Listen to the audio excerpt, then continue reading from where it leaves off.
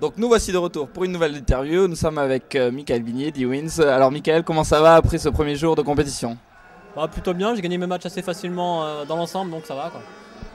Bon, tu étais déjà là l'année dernière sous UT. Qu'est-ce que ça fait de revenir cette fois sous une nouvelle plateforme? Cette fois-ci c'est Quake. Que penses-tu du tournoi et des participants?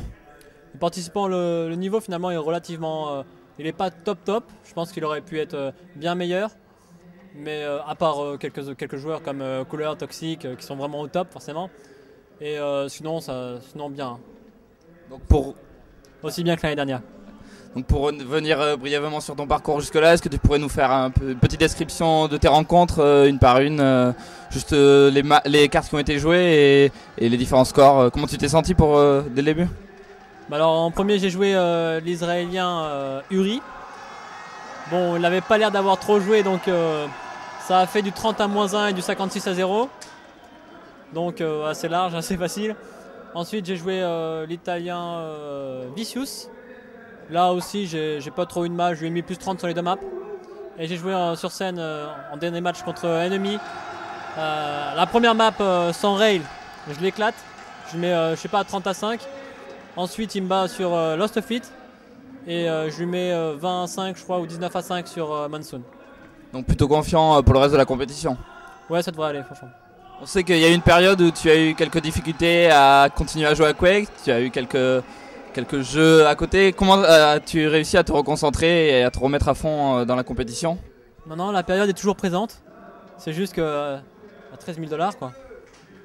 Tu restes quand même le champion du monde en titre sous UT, donc tu es venu ici quand même aussi pour essayer de gagner le titre Q4 de qui as-tu peur? Tu nous as parlé de Cooler tout à l'heure, il te paraît vraiment au-dessus?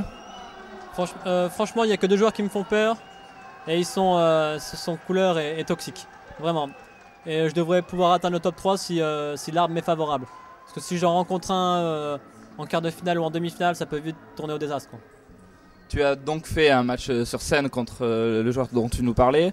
Qu'est-ce que ça fait de rejouer sur scène? L'année dernière, tu as fait donc la finale au Louvre sur scène. Et qu'est-ce que tu penses de la salle et donc de cette scène, des spectateurs?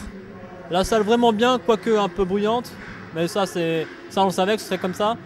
Et pour revenir sur le match, pour revenir sur la scène, je veux dire, je suis plutôt habitué maintenant, donc ça me fait ni chaud ni froid quoi. Bon, et pour revenir sur Quake 4, tu as déjà des échéances pour la suite. Il y a bien sûr la CPL la semaine prochaine, tu devrais t'y rendre? Ouais, je vais m'y rendre, ouais. Et sinon après, tu sais pas encore à part le QuakeCon qu'on a en vue et qu'on verra parce qu'on n'a encore rien de planifié, on va finir l'Eurocup sur le net et les quelques cups qu'on a commencé et puis on verra quoi. D'accord. On parle aussi d'un autre jeu ce temps-ci, c'est Unreal Tournament 2007. Est-ce que tu penses que ça va être vraiment le jeu attendu? On attendait sur Q4 et est-ce que finalement ça va être Unreal Tournament qui va rassembler la communauté de duelleurs? Je suis pas devin, je peux pas dire. C'est comme Quake 4, on attendait beaucoup de Quake 4 et finalement c'est un demi-flop on va dire. Et aujourd'hui finalement il se porte plutôt bien et on verra ce que UT 2007 nous réserve. Je peux pas dire s'il va être assez bien pour les joueurs, s'il va plaire aux joueurs surtout. On verra quoi. Mais je te remercie, peut-être un dernier mot avant la suite de la compétition. Vive le Toto. On te remercie. Quant à nous, on se retrouve dans une prochaine vidéo.